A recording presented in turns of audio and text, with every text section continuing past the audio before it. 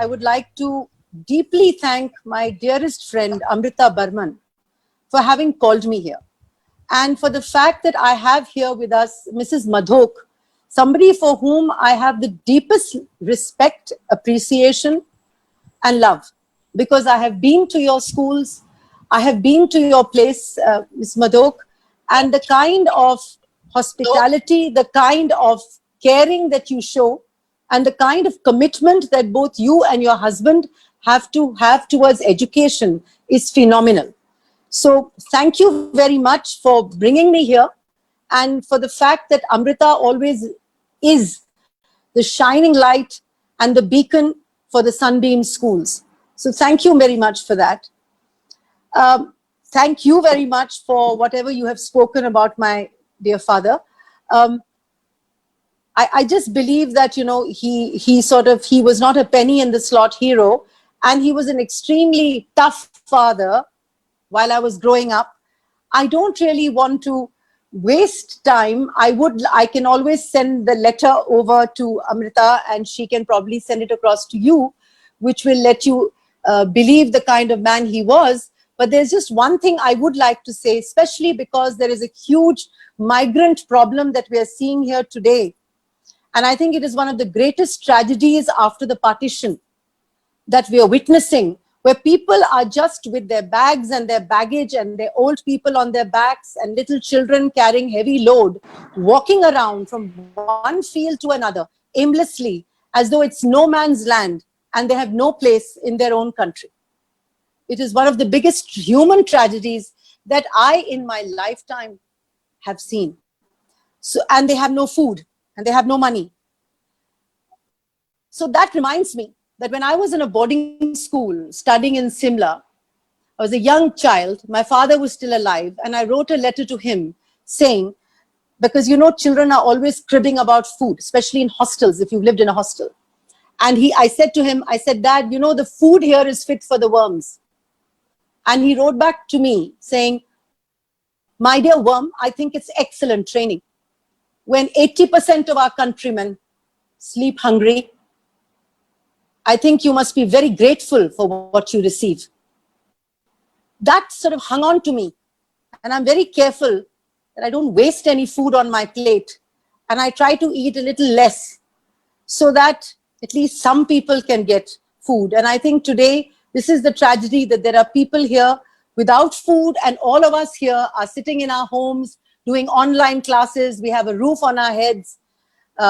We have money in our pockets. We're still eating, we're drinking. We may not have domestic help, which is the least of it. But yet we are, in a certain sense, protected and looked after. So I think we as a generation who's sitting over here and watching each other in this particular program or in any other program that I'm a part of, I think we have to really, really be lucky and really extend ourselves towards others. And I think this pandemic has taught us that we may have any amount of money in our pockets, but we have to care about a country where there is a whole group which is hungry and starving. However we do it, I think the best way to do it is not to say, you know, I haven't got my DA, I didn't get this, there is a cut here, there is a cut there. There are people across the country who are just in such a terrible situation. So thank you so very much, dear, for reminding me of my father's letter. Very kind of you, son. And I will take it from here. These are very extraordinary times. And these are times when I think all of us have learned so many lessons. And essentially the biggest lesson that we have learned is the word disruption is something I never used to understand when Amitabh Tant used to use it in every single meeting. Disruption, disruption. I'm sure all of you could hear this word in the last 3 to 5 years. Anybody in any conversation felt, unless they say the word disruption, they're not hip. They don't understand education, or they don't understand life and living, because some words become the fashion statement of learning or of development and so on. And disruption had become that fashion statement word. And all of us wanted to put it in. For the first time as an educator in my life have I understood the word disruption today, the way that it has been used, because every single thing has been disrupted. And the hugest thing that has been disrupted is the platform of learning. The very fact that today we are having these online technology classes is one thing. But on the other level, there are millions of children who have no education at all. And so what is going to happen soon is there's going to be a completely skewed group of children where some will know a lot, some will know a little, some will know a little less, and some will know nothing. And so the great youth that we were proud of as our country and said they're going to inherit the earth because we are a young population, today we have a great challenge of this young population. How do we touch them? How do we find out whether these children are even learning what we are teaching? Because we as teachers are doing yeoman service. There is no doubt that every teacher has been a remarkable, and I don't want to use the word warrior or soldier because I equate these things with war. And I think the whole C word is about coping. It's about competencies. It's about developing ourselves. And I think teachers in this context have really, really worked extremely hard across the country. In fact, I do not hesitate to say that if there were health workers in the hospitals, there were teachers in the homes of other people, keeping the mental health of children going. And I think we really need to appreciate our teaching staff. And the greatest way to appreciate is by ensuring that they get paid, ensuring that they get salaries, ensuring that their fires are lit in their homes, which I know that all managements are looking at very carefully, to the extent that even the Supreme Court has given a very positive diktat. The high courts of this country have given a positive diktat. So I think as teachers, I would say that salutations for all the fantastic work that has been done. Now, having said that, our work has just started. That is the tragedy. Because the thing is that this pandemic has actually been a complete mindset change. And I do believe that mindsets don't change over time. They change in traumatic situations. The disruption of learning has been a huge trauma as a result of the pandemic, because suddenly overnight, people who had absolutely no knowledge of how to really embed technology into our lives have suddenly got to do everything technologically. And this is not easy. All of us claim that we are technologically enabled. All of us say that our schools have smart boards and have this boards and we have computers and so on and so forth. But at the end of the day, let me tell you, friends, unless we were American schools or British schools or international baccalaureate schools, none of us really had it the way that today we have it. I, as a school, am telling you that it's not that every teacher would have had a computer. Yes, there were smart boards, but many people use smart boards as blackboards or whiteboards. You know, so the optimum usage of the smart board was also not taking place. So the point that I'm trying to make here is that all of us have to really start looking at the fact that blended learning has arrived and we can't get away from it. Just the other day, I was asked by the CBSE to write a concept note on what would happen. And I'm telling you as a hypothetical, please don't say I said this, but it's a hypothetical situation that if schools did not open the way they should for 2 years, what kind of learning would you look at? What would you teach in your classrooms? How would you take it forward? Because at the end of the day, if schools did not open the way that they should, then automatically how will the boards take place in the way that they should? How will assessment take place in the way it should? Because at the most you have a Google form, or you can have different kind of forms which basically give you MCQ assessments. So what happens to summative assessments? We can look at formative assessments. But today, if you say that how are we going to assess students with 8 markers or 3 markers or 4 markers, which is the pattern of a lot of CBSE board examination testing systems, how would you do that? And if you didn't do that, then how would you assess children? And if you didn't assess children, how would they get ready to take the boards? So there's a lot in our plates today when we're looking at learning. So for teachers, essentially for teachers, when I say there are different levels of learning that we have to look at. I think managements have to ensure that each teacher in some way or the other, that managements have to have technology in their schools, And teachers have to invest in getting computers for themselves. Today, the time has come when every person in the house has to have a computer. If you have 2 children, they must have 1 computer each, because the new normal or the new education system, if and when we open in the month of August or end of July or September, I don't know, whenever, if one child comes to school, the other will not, but the other will continue to have learning. So there may be a situation where both of them would require technology, both of them would require computers. So I think this is where parents also have to be guided and have to be told that you have to ensure that there are gadgets, because schools can't afford to hand over gadgets to children. Because now it's very clear that more and more we are grappling with the whole idea of how do we make finance viable, how do we get the salaries through, how do we invest in what we need to invest in. Because as I said in earlier conversations also, I've said that we need to invest greatly in technology. We'll have to invest on a platform which will guide us. And today these platforms are being given to us free. Come July, everybody's going to ask money for these platforms, whether it is Microsoft Teams or it is Google's, whatever it is. Any platforms which have features will have to be bought. And we'll have to buy platforms, because we're not just going to be beaming information through Zoom or through Impartus or other platforms just are used for beaming information. We are going to be teaching. And for teaching, we require to have features on these platforms. So if we are teaching and we have things like, for example, if we have the YouTube or we have the National Geographic or we have some kind of other free features, we can take them and we can embed them into our content. And so schools will have to give money for technology. Teachers will have to ensure that they have their own computers. Students will have to ensure that they have their own gadgets. Because until a vaccine comes out and until it is embedded in our medical system in our nation, it's going to be a disruptive school year. It can be a disruptive 1.5 school year. It can be a disruptive 1 year.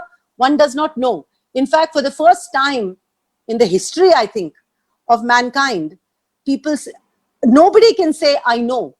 Nobody. The other day when I asked somebody in the official area that, you've announced these dates for the CBSE examinations, and you're saying that it's going to start on the 1st of July, whereas there are other people who are saying that there may be a peak. So they said, well, the reason why we have announced it is that to get away from the uncertainty. The only thing we can do to keep our head above water is to keep giving some kind of compass that tells you we will do this from this date to this date. But again, it's an evolving situation. We are going to do our best.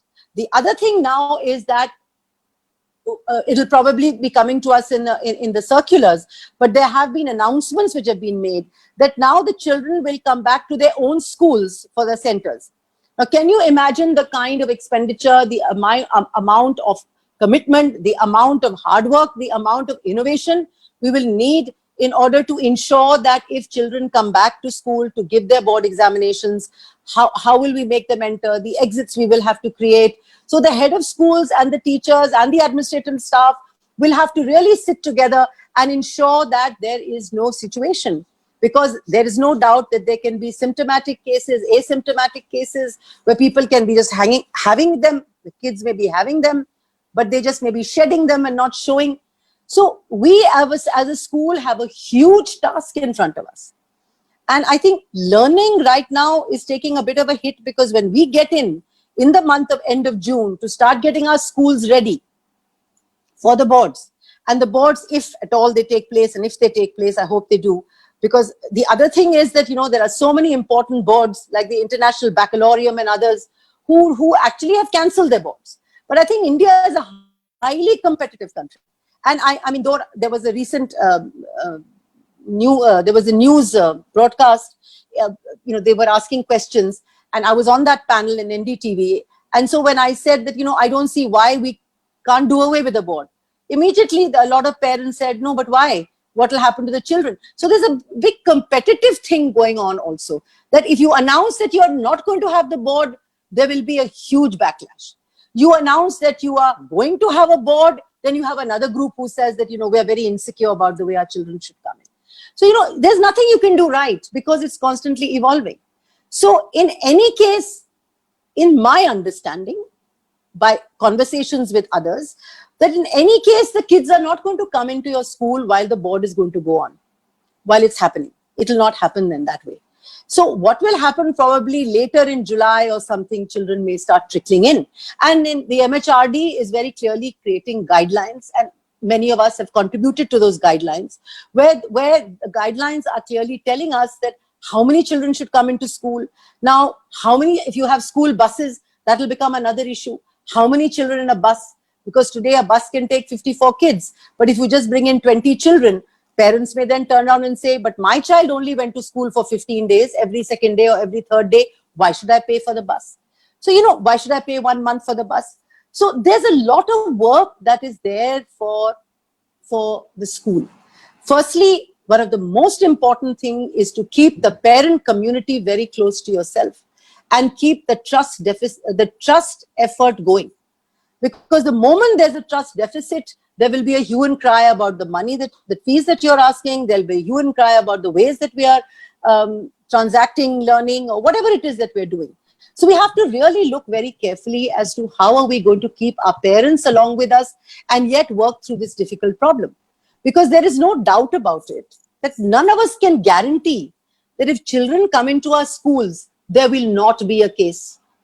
After all, the Prime Minister of this country cannot guarantee, Trump could not guarantee. How can a principal of a school guarantee that there will not be a case? So the point is, we can only say and keep connected in a huge manner and communicate. Because I think whenever there is uncertainty, we must over communicate with people.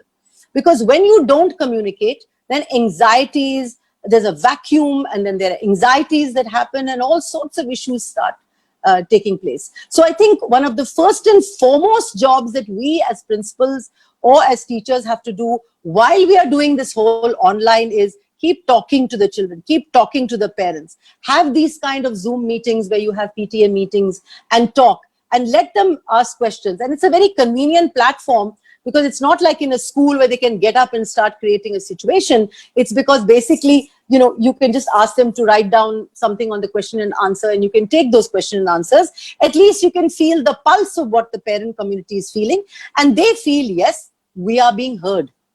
So I think it is very important to over communicate. We can't just say, okay, I'm going to go for a vacation. Schools are going to go for a vacation. So finish. Now, the moment we do that, there will be an entire month of complete radio silence, which will create a lot of issues. I know there are schools which are going on vacation, but is there a vacation? I mean, it's more of a staycation, because while we are hanging around in the house, we can't go to a mall, we can't go to a picture.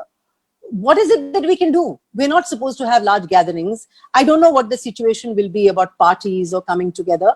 And in any case, there is so much of fear that people have that till date, there are many people who are saying, I don't want to let the domestic come in, though I am so tired. There are complete RWAs that have become so draconian that they're not letting people come in. So the bottom line is that, can we really go for a vacation for 1 month? Can we then do some kind of activities or constantly put up some videos while they can? Because just yesterday I was in a huge PTA meeting which was attended by nearly 500 parents, where their first thing was, what will we do if the school closes down? And so can we have some conversations? Can we have somebody speaking to us on because I talked about the fact that you must build up your child's immunity. The immunity is very important, because there's another directive which has come that even if a child has a little bit of a cold, he cannot enter the school. And I know, and I'm sure all of you have experienced it, that there is a particular month when children are filled with cold and they keep coming to school. They keep coming to school. They have fever, but the parents sends them to school saying, test to karna hi hai. And then they come at 10 o'clock and take them back home. So all of us have this, but they have very clearly said, the government, that if your child has a cold, if a child has a cough, if your child has a fever, please do not send the child to school for 10 days, for 14 days. So the point is, we have to ensure that we have talks with parents for nutrition, for building up immunity. So it's very, very essential that we talk in this, we keep talking to parents in this way. It's very essential. So one is that. The other thing is, if we can just put up some videos where they can feel comfortable with some kind of activities, whether there's sports or there's art or there's music, so they feel that they're constantly involved in some way or the other. The other thing that I want to say is that we have to, as a faculty, sit down and see what is it that we are going to delete from classes nursery to class 8. Because if we're going to get obsessive about the topics and about the syllabus, there is going to be a huge problem, because children are going to come in batches.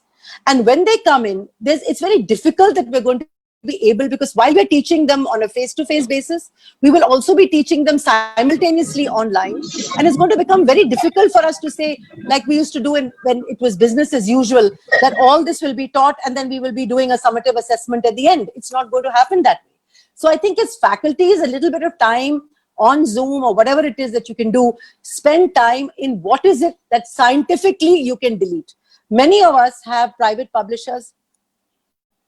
Many of us have NCERT books, and a lot of the NCERT have also, the NCERT is also coming out with what it feels that it should move out.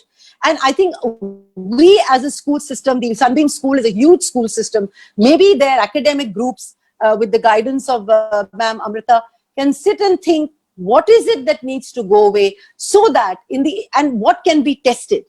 And there was these conversations that the other day, Mr. Anurag Tripathi was on one of these webinars with me. And he was talking about the fact that we should create a situation where we basically focus on project-based learning. And we must ensure that we do personalized learning, project-based learning. If we have, say, 15 topics, then 5 topics can be, then they let the child choose the topics. Let the child, along with 5 more of his peers, sit and work on that topic, so that we can encourage research, we can encourage inquiry, we can encourage curiosity. So the whole idea is, can we get away from rote learning, is what the idea is. And if we do it bottom top, it will help more. This is again a mindset that will have to change, but everybody said that we can take this opportunity, take this crisis and convert it into an opportunity for learning, and perhaps change all that we wanted to change in our systems. Very much like the old CCE, but make it more sort of exhaustive, make it more interesting, make it more research-based. So can we do that? I personally, as a principal, am planning to sit with teachers and see how can we rework the learning systems, because everything basically is in the hands of the child, in the hands of the school. How you assess the children, how you teach the children, how you're going to go forward, that's in your hands. The other thing that I wanted to speak about is that we all know that 30% of the course of the board exam, of the board classes, is going to be deleted. A lot of work which is connected directly with practicals will move out. Also, in the curriculum committee meetings that have been taking place, everybody is saying it will be done in a sequential manner. So just carry on teaching the way you would teach right up to the month of July. Because approximately by the 3rd week of June or so, something or the other will come out in which they will tell us that this may go, that may go, and so on. We also have to think that later on, because this board is not such an issue, because I'm sure they also have a plan B in place in the event, if at all, the board doesn't happen. But I'm talking 2021, because this year is practically over. By the time the children come back, it may be end of July or first week of August. Now, the moment they come back, you can't start testing them, because remember, they would have come from a very, very unnatural situation. They will not want to be just sitting there and taking exams. So you and I will be involved in the emotional and social skilling, in talking, in conversing, in deconstructing the conflict that has been in their minds. Because all the parents are saying that we need to have that. We need to have our children having conversations, having a regular sort of a life in a school. Of course, the life will not be the same. There will not be the usual annual day with all the, sort of the song and the dance. We won't have the usual citation. We may not have the usual observations and memorials and inter-school and intra-school events, because you cannot bring in so many people together. So in that year is a bit of a washout in terms of all this that all of us would have planned in our diaries already, that on so-and-so July I'll do this, and so-and-so August I'll do that. So it is important that we use this time for social emotional development, because the emotional compass right now is totally skewed. To bring children and to put them in one house with just adults, I agree, a lot of people have learned a lot of things. A lot of children have completely changed. Adults have changed. People who probably never picked up a plate and washed it in their lives are now doing jhadu pocha and washing clothes. And children who probably just came from school and threw their bags and asked the helper to just come and pick it up, they have also changed. In a way, that's been great, because I think it has made us more resilient, more gritty. But the point here is that it is imperative that we have to now look at the way that they have to be helped emotionally, because there's been a lot of involvement with not too much of activity, so there's a lot of weight that has also come on. So self-esteem, collaboration, working together, and how do we create a physical program for children when they come back to school. If they just come back and sit in a class and you do class with them and then you send them home after doing their digital temperature check, then they may as well sit at home. So evolving new ways and innovative ways of what you will do with those few children who come to school to make school look at least a little realistic. So I think the fact that we will have to constantly be involved in a hygiene, sanitizing situation, the fact that we will have to constantly be over communicating, the fact that technology will have to be integral to this, the fact that we will have to declutter spaces of canteens and corridors and assembly rooms and play areas, the fact that our teachers will have to be teaching at 2 levels, and the fact that we will have to constantly be training our teachers, because right now, for whatever it's worth, it's been a very tough task, but it's still arbitrary, because we have to actually bring a certain level of perfection into our classrooms in terms of online teaching. So those teachers who've really been fantastic and in spite of their difficulties have still come forward, they will have also issues because they will not need to be taught. And this is a constant process, because every day in technology, there is something new, there is something different, there's something more innovative. So we will have to spend money on teacher training in a big way, and we will need to help them. Because if these teachers have stood by us during these times of need and during this challenge, we as a management, we as principals have to stand by them. So we have to empower them. That has become our first job, to empower them more and more. Because as I said to you, if this whole disruption has taken place and if children have felt the flavor of having online teaching, online learning, then the same children would very much want to have the same kind of interesting classrooms that you brought into their homes. So normally, we don't teach in exactly the same way that we're teaching online in the class. Because in the class, there are all sorts of things that happen. Somebody's coming, somebody's going, somebody's giving an announcement. Some children are bunking, some people have gone off for debates. So that kind of focus learning with you spending time about embedding a video, embedding a PowerPoint, that really doesn't happen at that level. Very often we just pick up our textbook, make a flowchart on the whiteboard or blackboard and go ahead and teach it. So now, this is the first time I tell you in these 45 years of myself being a teacher, I've had a reality check about how to, everybody's assessed. We don't have to have any assessments anymore. You can see the teacher online and you can assess her. Otherwise, once in a year, twice in a year, or we go for observations, we spend time, we take out papers, we look, and then maybe on that day, the teacher is already told that she should be ready and come, and so she gives her best lesson. But today, every lesson is the best lesson that the teacher is giving. And I think it has been so tough for them for the simple reason that in regular circumstances, they have those 35 kids who are watching them and they're taken in by the personality and their persona and so on and so forth. But now they're beamed into the houses. They're beamed into houses and everybody is watching them. Lawyers and doctors and hoteliers and pilots, and everybody has a comment. So that is why it's very important that our teachers are, as good as they are, because later on human memory is very short. I would hate a parent to say, "Oh, inko to kuch aata nahi hai. I know that technology is savvy nahi hai. Her content was wrong. Her English was like this." So today we have actually become at the forefront of everything that stands for learning. So there's a huge tall order for all of us to declutter our schools, to empower our teachers, to look at our syllabus, to make our learning more project-based, to look at how do we do learning from nursery to class 8. I mean, it's a completely new world out there. Now, with that, I will take a little bit of a pause. And if there are any questions or somebody wants to say something, because I don't know how long I've spoken for, I think I probably would have spoken for a long time. So if there are any questions, please feel free to ask. Anybody who wants to ask a question, please raise your hand in the participants bar, and I'll obviously give you a chance to ask. Anyone?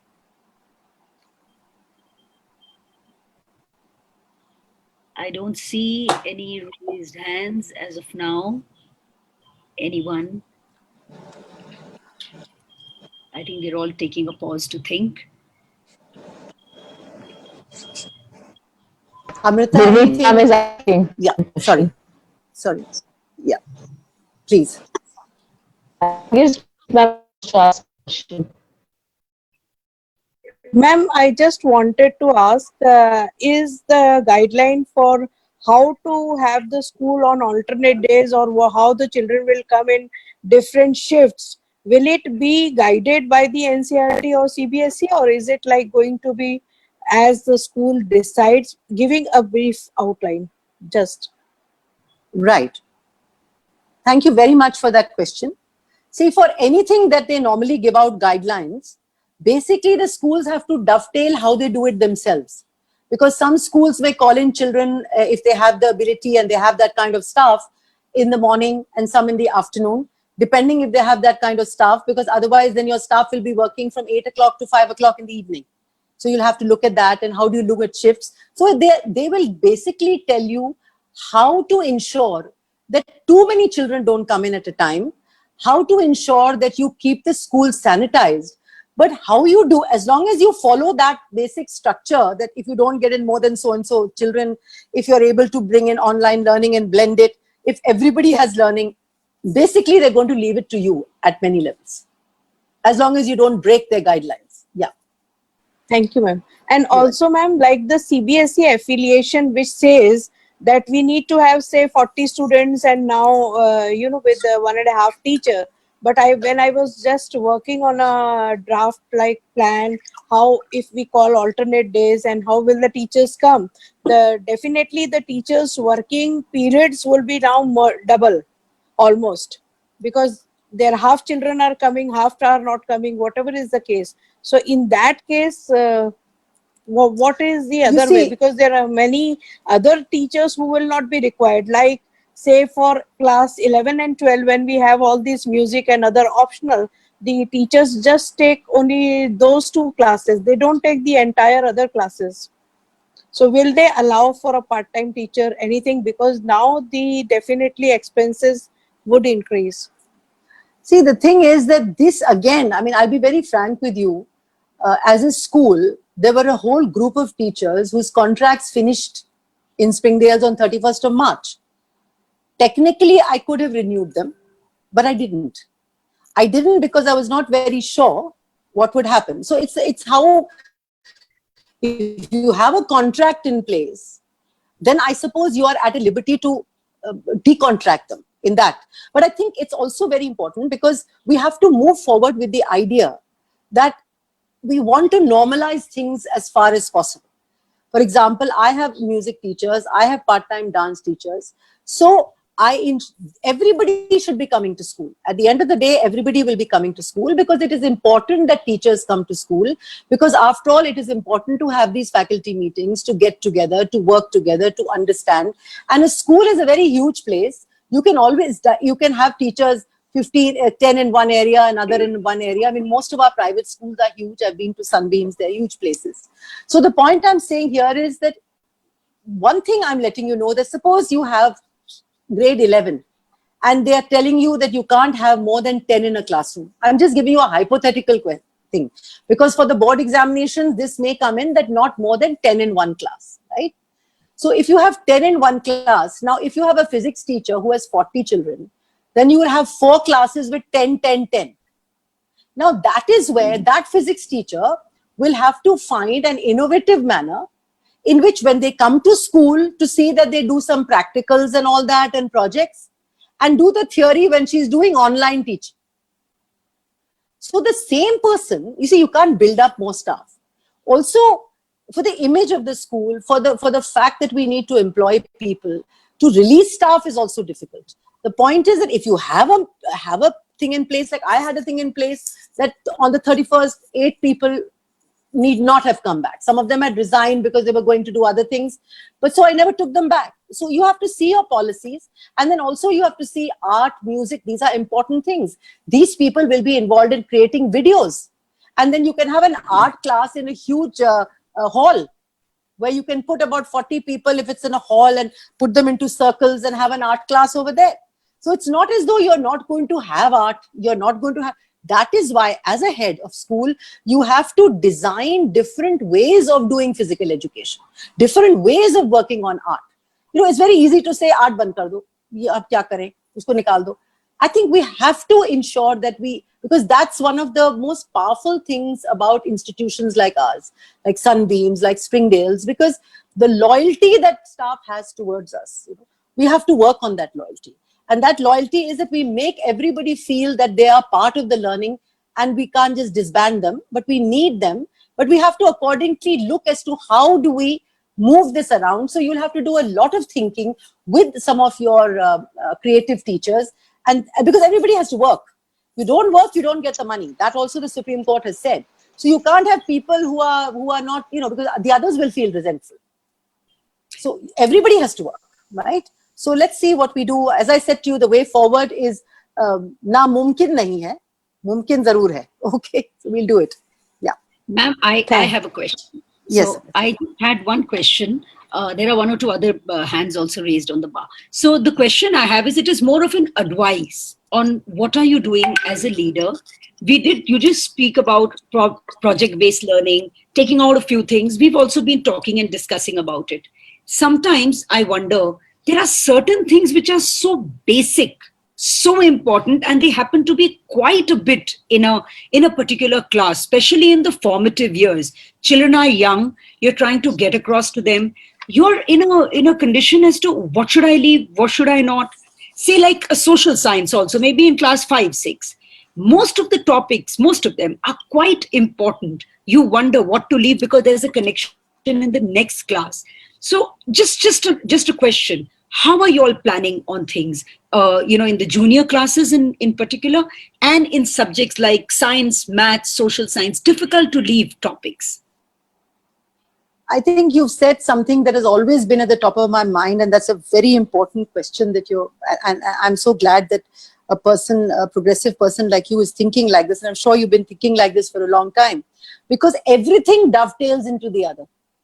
You will notice exactly. So that is why we have been telling the CBSE in a recent meeting, let the NCERT tell us. After all, the NCERT has a lot of people around them who are educationalists, who are people who are doing teacher education, who are involved in creating manuals. Now, the NCERT technically is saying, as far as we are concerned, we don't want to remove anything. It's funny. Now, what it is that if you have the curriculum, let's not look at the topics. We have to look at the curriculum. What does the curriculum say? What should be the learning outcomes of a child when he moves out of your class in social science? What is it he or she should know? Keeping the curriculum, this time we have to forget about the syllabus. Keeping the curriculum in front of us and say what exactly, and if we look at the, what is it called, the 2005 NCERT, when we look at that, we can see the curriculum and class-wise see whether we can work around that and see what do we do and what do we not do. Because let me tell you, Amrita, we'll not be able to finish all that. We'll never be, because if we are going to start coming back to school and saying, padhao, padhao, padhao, there'll be chaos. And you can't do it. Because the children are sick of the classes. They've had a big, in fact, never in their lives have they focused so much on learning as they focused in the last 2 months. True. You know, because they've really, I mean, those of them who are doing online, let's not get into the marginalized area at all. We're now talking about schools like us. and schools like us are ensuring that our kids are studying, right? So in this, they're really focused, because when you are going to be, I'm sure when you have a PTA meeting and you ask them and you ask the parents, have they benefited? They all say, 90% say our children have benefited from the online. 90% say that the content has been deconstructed very well, which means the child is listening. And I have taken a lot of these Google form tests. They're doing well in it. Yes. Even if you take, for example, they may have, looked at the paper or whatever, but even then, it's all very time-based, It's very difficult to do. It's like an open book test. So children are benefiting, Amrita. So look at the curriculum. Look at the curriculum. Yeah. Okay. Thank you so much. Thank you. Pratima, ma'am. Pratima, you have wanted to ask a question. Yeah. Yes. So you talked about the trust deficit and between parents and the school community. And this is something which has been playing on my mind for some time now, because for the past 5-6 years, the emotional environment in schools has taken a lot of beating. There have been a lot of questions being raised and so on and so forth. So when you say that we have to talk to the parents and involve them more and more and have constant conversations, I really want to say how much is too much, because now the parents, on top of everything else, have also started wondering about the safety of their child in terms of exposure to these kind of things. So what is your take on that? How far will a school really have to go to alleviate this anxiety of the parent? Some concrete measures. Right. Amrita, I never got the first part. Your voice was breaking. Could you briefly tell me what you said about the trust deficit? I'm sorry, I never got that. Pratima. Okay. Yeah. Pratima, sorry. So you talked about the trust deficit between the parents and the school community, and we have to now work more than ever on it. So my thing is that emotional environment of the schools for the past so many years, 5-6 years, has taken a beating. There have been so many instances when parents, have been up in arms about certain things. Now we have this whole health and exposure issue also to contend with. So what comes to your mind when it comes to, concrete measures to kind of put this anxiety to some rest? Yeah, I got it. Right. Thanks, Pratima, for that. I can tell you one thing, that with the fact that we have been doing this online, I think the parents are extremely aware of what teachers have done. For the list, had taken and left with their kids to cope with them and to manage their moods, their temperament, their attitudes. Because if children are children, whatever they may be. Earlier they would say, "Ghar mein to nahi karta hai, school mein karta hoga." Now the house is the school and the house is the home.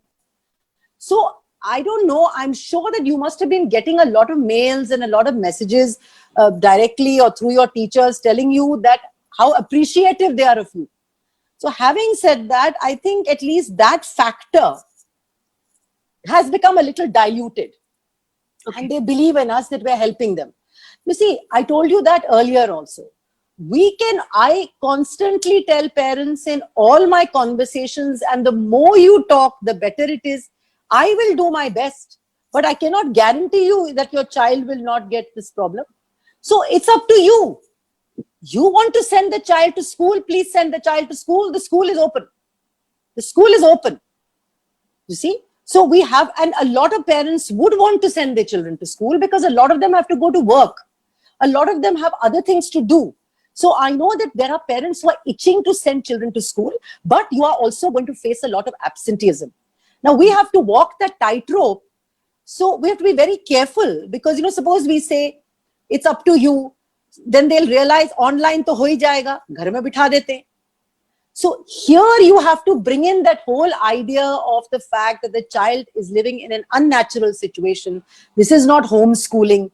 The government has said the children should come. How will we build up their immunity? We will do their best. But there's no lockdown. Once the lockdown opens, we have to be normal. And you can't keep putting a child locked in school. He will develop other mental issues. There will be mental problems like depression, like that boys' locker episode, because they have nothing better to do. the whole sexuality will get affected because they will not be able to meet each other. There will be no gender exchange. So we have to focus on the social and emotional learning of children, because social distancing is completely different to what a school is.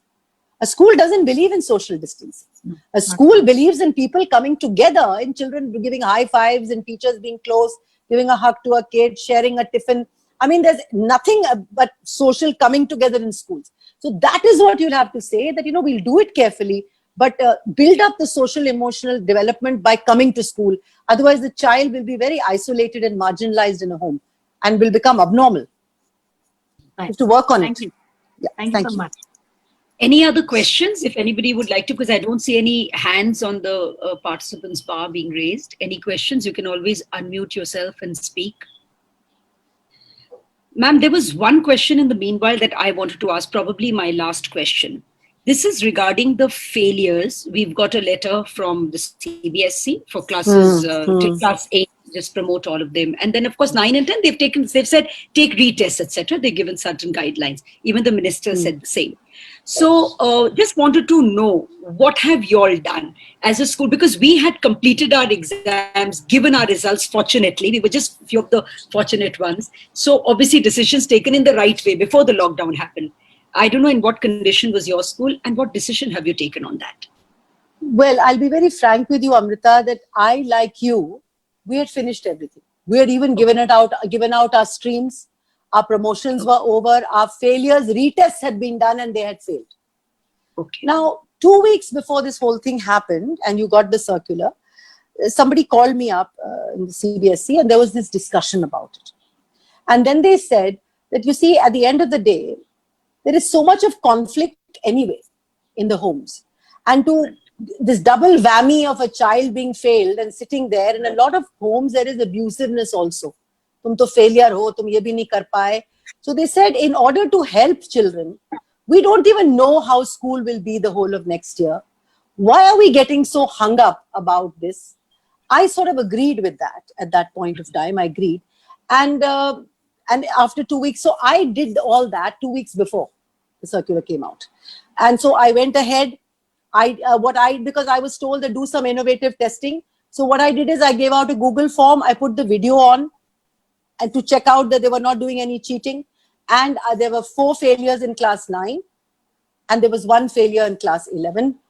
I passed them. To the extent that I am very, very particular about giving out streams, because the High Court says that you can't ask a child to leave, but you can take the choice of the streams. I even changed their streams.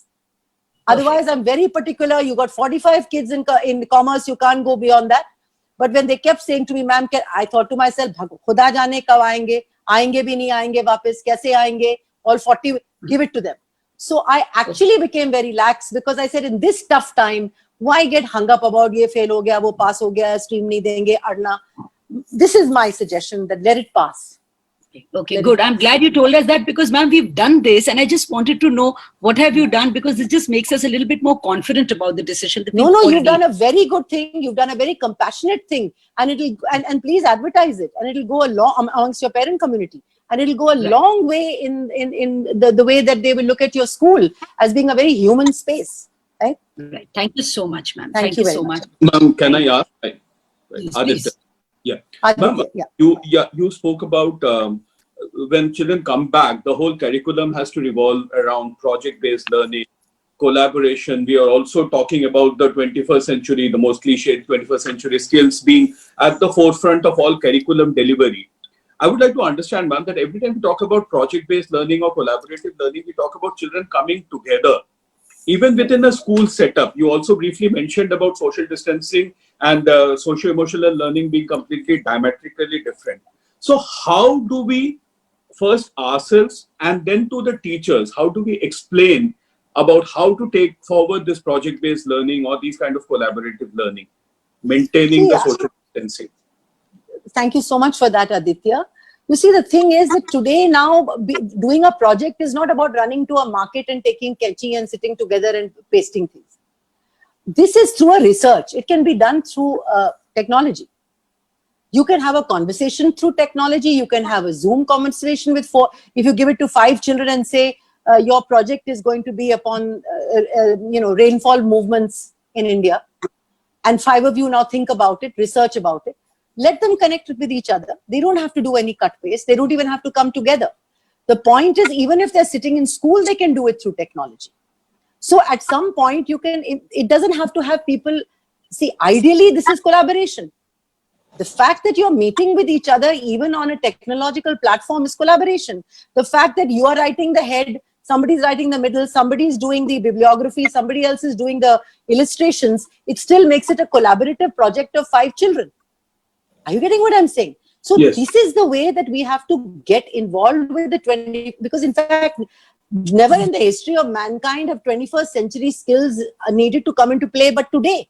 Yes. Because you have to find innovative methods of doing things. You have to collaborate them together through technology. You have to bring people together to do decision making, thinking and critical thinking. That'll all happen if you make a research-based concept and do it technologically. Let them come to school, but let them work on it technologically. Let them have discussions in school in a distance, but let them work together through technology and bring out the project technologically. Yeah. Right. So, ma'am, taking it from there, I have 2 questions to add on to it. A, even now when we are doing online teaching, obviously there is a fair amount of teaching going on. Now, there is always an apprehension in the mind of the teachers about, do we give them research work because a child is already doing maybe 3 periods of 40 minutes each on an online gadget?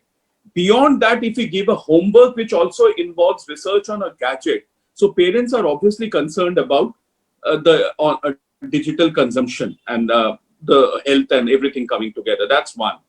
Secondly, ma'am, do we understand from what you are saying that once the school opens, probably we'll have to be, as a school, more relaxed on our technological this thing, that children can be allowed to bring in their iPads and mobiles into school? See, 2 things. Firstly, I'm not saying that everything will have to become a project-based way. All I'm saying is that this is an opportunity for us to bring in this kind of learning that we have been talking about for years, about inquiry, research and witness and all that, testimony, all this for years. And what I'm trying to say is, why are we looking at it like, oh, I'm doing 3 periods of just content transaction? Why aren't we saying that, let me look at this topic as a teacher, let me give it out to the child and say, 5 of you, please deconstruct this topic. Why am I teaching that topic in the first place? Let them deconstruct it. Let them, and I'm talking from small primaries right up to class 8. See, for even 9th you can do it, but for 9th, 10th, 11th and 12th, we have to really look and see what kind of stuff the NCERT will throw towards us, because that's heavy duty.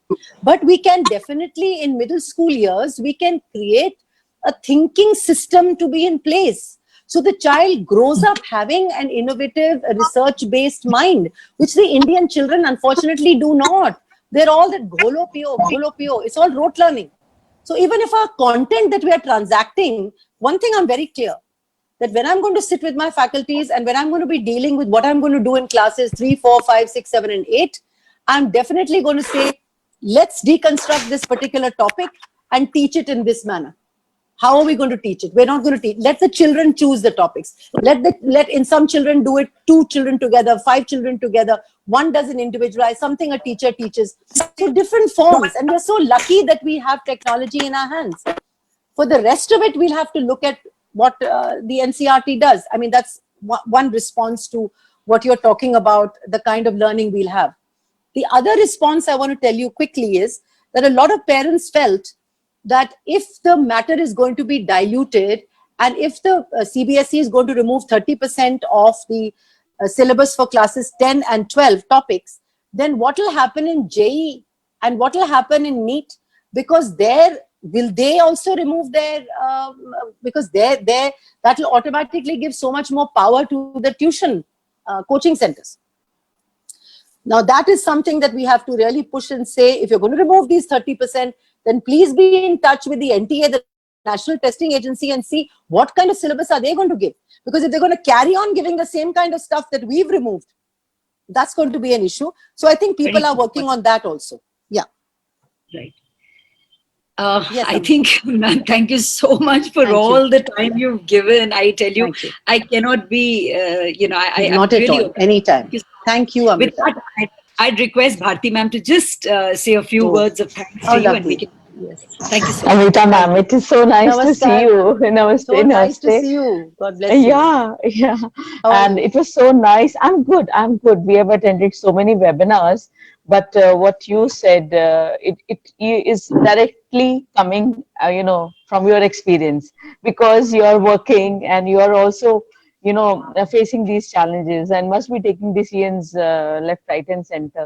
So it was very nice. In case we have any more questions, because while you were talking, I was thinking about these project-based learning. It's like most of the IB schools and all. Yeah, Correct. there is no rote learning, and children they learn while doing, while experimenting, while doing projects. So I think this is a new way of learning, and that learning is going to stay with the children. The That's it. quantity may be less. They may, instead Correct. of doing 5 topics or five, they instead of reading 5 books, they're reading one, but they're doing it thoroughly. And Absolutely. the idea is to equip them. They have to teach themselves how to learn. So Correct. even if we are taking small topics, they are learning to learn. And I think something good will come out of all this crisis. And as people say, never waste a good crisis. We are making the best out of it. And ma'am, let me tell you, we were already, our DG boards and whatever our teachers were doing. Luckily, we have been all pushing up, and they could, establish themselves in this new normal very Fantastic. beautifully. I'm so proud of it. And I would like to thank for your Thank you, time. ma'am. Thank you. And it was really nice for you to come over. Thank you. And Thank you so much, ma'am. And I know that Sunbeam schools are going to do some Mhm. great work and fantastic work, because you are a very progressive organization, and you at the helm, and Amrita there with you. I think both of you can really lead this whole, what shall I say, this whole pioneering thing forward for India, for the way we look at schooling. Thank Ma'am, you I very feel much very for calling lucky me. and blessed. My whole staff, everyone. Amrit ma'am, yes, she is. I can't compare with anyone else, but everyone else is doing their bit, and I'm really, really proud of my staff. Wonderful, Yes. ma'am. Thank you. Thank you so much. Thank you, Namaskar, Amrita. ma'am. Thank you. Thanks, So Amrita. much. I cannot Thank be you. less obliged. Thank you. So may I leave now? Thank you so Yes. much, Thank you, ma'am. Thank you. Thank and you. God bless Thank your whole staff, and God bless you, and keep shining. You're in the most fantastic school. I've seen you and I've seen your work, and I think you're fantastic to the whole staff. Thank you Thank you, very ma'am. much, and Jai Thank you Hind. so much. God bless Jai you. Hind, Jai Hind, ma'am. Jai Hind.